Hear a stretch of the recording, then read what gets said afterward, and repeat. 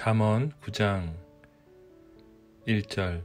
지혜가 그의 집을 짓고 일곱 기둥을 다듬고 짐승을 잡으며 포도주를 혼합하여 상을 갖추고 자기의 여종을 보내어 성중 높은 곳에서 불러 이르기를 어리석은 자는 이리로 돌이키라. 또 지혜 없는 자에게 이르기를 너는 와서 내 식물을 먹으며 내 혼합한 포도주를 마시고 어리석음을 버리고 생명을 얻으라. 명철의 길을 행하라 하느니라. 거만한 자를 징계하는 자는 도리어 능욕을 받고 악인을 책망하는 자는 도리어 흠이 잡히느니라. 거만한 자를 책망하지 말라. 그가 너를 미워할까 두려우니라. 지혜 있는 자를 책망하라. 그가 너를 사랑하리라. 지혜 있는 자에게 교훈을 더하라. 그가 더욱 지혜로워질 것이요 의로운 사람을 가르치라. 그의 학식이 더하리라. 여호와를 경외하는 것이 지혜의 근본이요 거룩하신 자를 아는 것이 명철이니라. 나 지혜로 말미암아 내 날이 많아질 것이요 내 생명의 해가 내게 더하리라.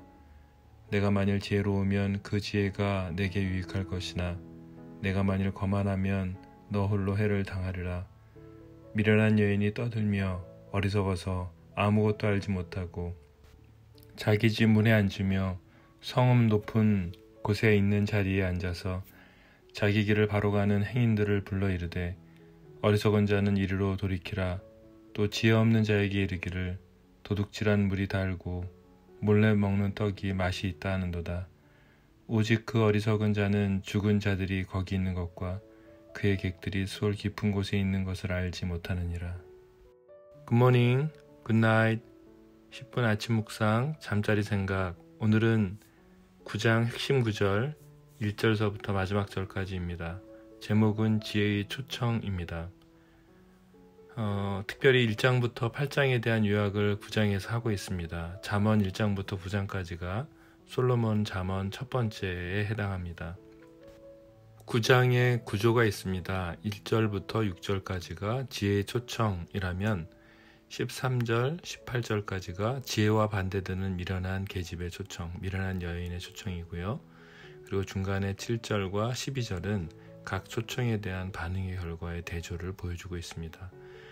여호와를 경외하는 자가 지혜의 초청에 응하게 되며 더 지혜롭게 된다고 말하고 있습니다. 책망을 받아 오히려 회개하고 자신의 잘못을 고쳐나가는 예 또한 설명되고 있습니다. 반대로 지혜의 초청에 응하지 않는 어리석은 자들은 어리석은 길로 계속 다니게 될 것이고 강박하여서 지혜를 받지 못한다는 내용입니다. 여러분 아시는 것처럼 2장에서 5장, 6장, 7장에서는 음녀에 대한 것이 계속 나오고 있죠. 그래서 지혜로운 자가 음녀의 길을 따르지 말아야 된다. 미련한 여인의 길을 따르지 말아야 된다. 그래서 2장은 음녀의 길을 따르면 죽음에 이른다. 5장은 음녀에 빠지면 경제적인 손실을 당한다. 6장은 남편의 분노로 목숨을 잃을 수도 있음을 경고하고 있고요. 7장은 매혹적인 음녀의 유혹에 대한 경계를 이야기하고 있습니다. 9장 1절에 지혜가 그의 집을 짓고 일곱 기둥을 다듬고 라는 말씀이 있는데요. 그 집을 짓고에 대해서 이 집에 대한 여러 가지 많은 설명들이 있지만 이런 풍유적인 추론들은 맞지 않습니다. 지혜를 의인화하기 위해서 시적인 표현으로 썼다라고 그냥 단순하게 보시면 되고요. 이 집은 지혜라는 그 지혜의 집이라고 이해하시면 될 것 같습니다. 또한 일곱 기둥도 숫자의 완전성, 일곱이 숫자가 완전의 수다 이렇게 얘기하는데 그만큼 지혜의 집은 아주 견고하고 완벽하게 지어졌다는 의미입니다. 그렇기 때문에 잠언 9장에 대한 일곱 기둥을 여러 가지 일부러 의미를 부여하려고 하는 것들은 맞지 않습니다. 잠언에서 사용되어지는 지혜의 단어가 여성 명사로 사용되어졌다고 제가 잠언 묵상 앞에 부분에서 나눴었죠. 여러분 아시는 것처럼 프랑스어나 독일어는 여러분 공부하시는 분들 아실 텐데 그 명사에 성별이 붙습니다. 히브리어 역시 명사에 성별이 붙는데요. 예를 들어서 성령 스피릿은 로하라고 해서 여성 명사로 돼 있고 역시 마찬가지로 잠언에서도 지혜는 호크마라고 하는데요. 이 단어 역시 여성 명사로 사용되어지는 것을 여러분 잠언 묵상하시면서 들으셨습니다. 처음에도 나눴던 것처럼 지혜를 레브 소메아, 히브리어로 레브 소메아 이렇게 얘기해서 즉 지혜는 겸손히 듣고 있는 마음, 듣는 마음으로도 설명이 되어지고 있다라고 되어 있는데요. 여러분 9장에서에 대한 결론을 1장서부터 8장까지에 대한 모든 결론을 9장에서 내리고 있습니다. 무엇일까요? 겸손한 사람이 지혜의 초청에 응한다는 것입니다. 내가 지혜롭다 하는 사람은 그 지혜의 초청에 응하지 않겠죠. 겸손한 사람만, 내가 부족하다고 생각하는 사람만이 지혜의 초청에 응할 수 있습니다. 지혜로운 사람은 지혜의 초청에 거절하는 자들과 집단과 길에서 떠날 때에만 완전하고 만족한 삶을 향유할 수 있는 것입니다. 다시 말씀드릴게요. 지혜로운 사람은 지혜의 초청에 거절하는 자들과 그러한 집단들과 그러한 길에서 떠날 때에만 비로소 완전하고 만족한 삶을 향유할 수 있는 것입니다. 여러분 잘 기억하셔야 됩니다. 지혜롭지 않은 사람들, 지혜가 초청하는데도 불구하고 그것을 거절하는 사람들의 길에서 떠나야지만 우리가 완전하고 만족한 삶을 영위할 수 있는 것입니다. 삶에 적용되어져야 되는 아주 분명한 말씀입니다. 지혜로운 자들이 뭔지 제가 마지막 결론을 여러분 아시겠지만 마지막 결론으로 말씀드릴 거예요. 지혜의 초청을 잘 분별하셔야 합니다. 그녀 즉 지혜의 포도주를 즐길 때 지금의 삶과 영원한 내세의 풍성한 삶을 보상받게 되는 것입니다. 요한복음 6장 51절을 좀 묵상하실 필요가 있습니다. 나는 하늘에서 내려온 살아있는 떡이니 사람이 이 떡을 먹으면 영생하리라. 내가 줄 떡은 곧 세상의 생명을 위한 내 살이니라 하시니라. 예수님이 초대하고 있습니다. 예수님의 그 초청의 자리에 우리가 응답해야 되는 것입니다. 지혜자가 얘기하고 있습니다. 지혜가 우리를 향해서 불러 외치고 있습니다. 뭐라고 말할까요? 지혜 있는 자에게 여러분 9절 아주 핵심적인 것이고 잠언의 결론이죠. 여호와를 경외하는 것이 지혜의 근본이요 거룩하신 자를 아는 것이 명철이니라 라고 말하고 있습니다. 지혜 있는 자에게 교훈을 더하면 더욱 지혜로워지지만 거만한 자에게 무슨 말이라도 했다가는 전보다 더 나빠진다.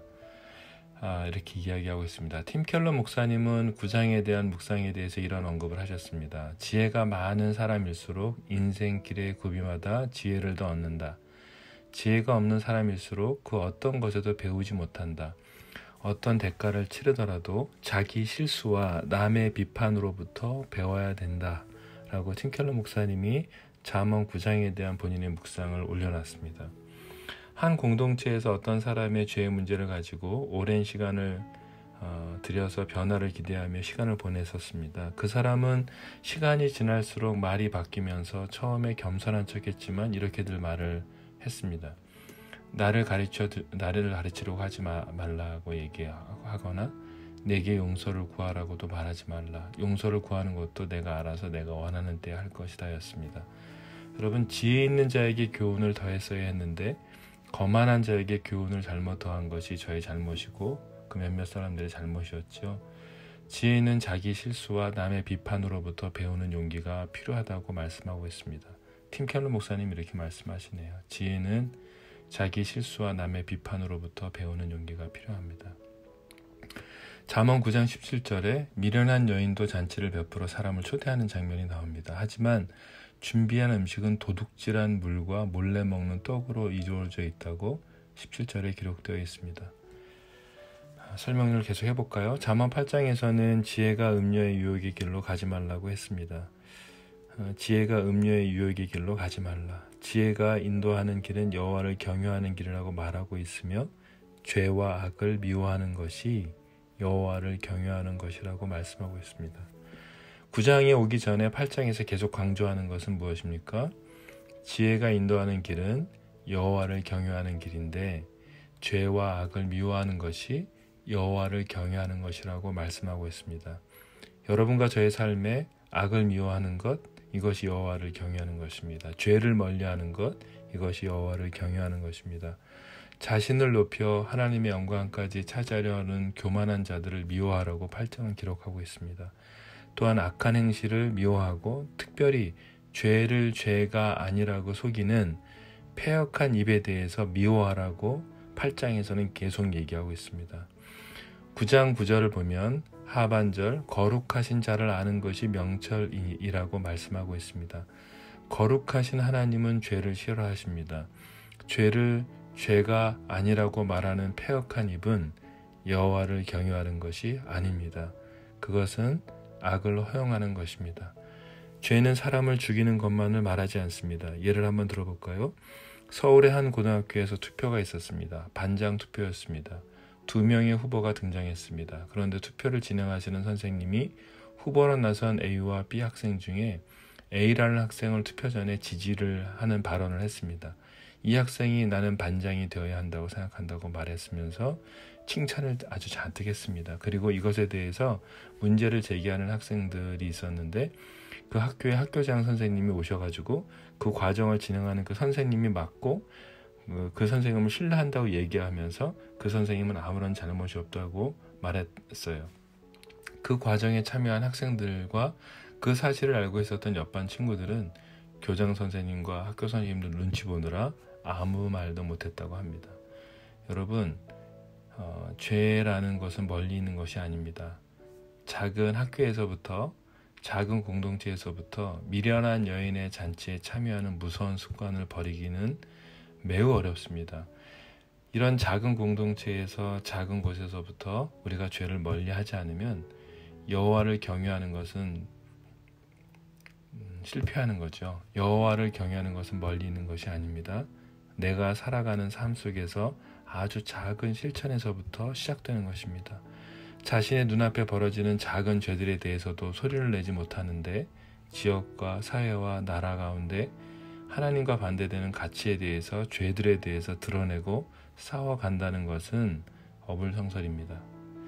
1장부터 9장까지의 지혜의 결론입니다.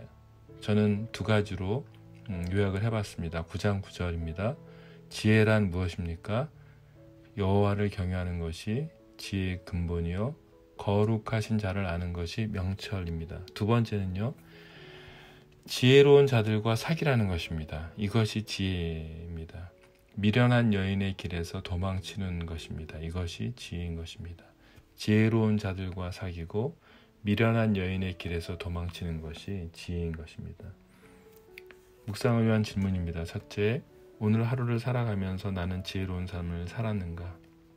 두 번째, 나는 하나님을 경외하는 자들과 있는가? 미련한 여인의 길에 있는 자들과 지금 사귀고 있진 않은가입니다. 기도로 마치겠습니다. 하나님 아버지, 잠언 1장부터 9장까지의 중요한 결론인 여호와를 경외하는 지혜가 거룩하신 하나님을 알아가는 명철을 따라가겠습니다. 하나님, 미련한 것들의 유혹을 따르지 않겠습니다. 어리석은 자들과 죽은 자들의 자리에 앉지 않겠습니다. 오늘도 예수님의 십자가를 향해 달려가겠습니다. 죄를 멀리하고 그들로부터 도망치겠습니다. 우리의 걸음을 보호하여 주옵소서. 예수님의 이름으로 기도드립니다. 아멘.